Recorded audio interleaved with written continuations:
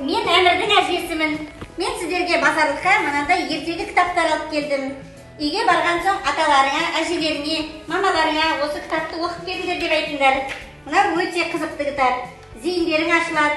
Жақсы қазақтың салт-дәстүрін үйренесіңдер. Рахмет Әмірдің әжесі. Сау болыңыз. Сау болыңыздар.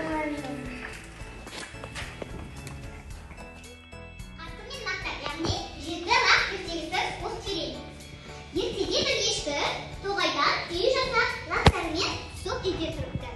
Күндіз өзі тоғайға жайылуға барып, лақтарына айтады: "Есікті мықтап бекітіп отырыңдар, ешкімге ашпаңдар" дейді. Ешкі үйіне қайтып оралғанда, мүйізімен есікті қағып: "Лақтарым, қарақтарым, естіді ме құлақтарым?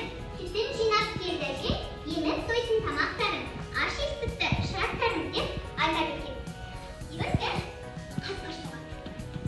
қасқыр соғып, ешкінің өзінің айтатын әндерін айтып береді. "Лақтарым, қарақтарым, естіді ме құлақтарым? Сүтін жинап келді әже, еміп тойсын тамақтарым, шырақтарым". Лақтар оның қасқырдың дауысын естіп: "Анамыздың дауысы жіңішке, ал сенің дауысың жуан" деді. Сөйтіп қасқыр дауысын өзгертіп,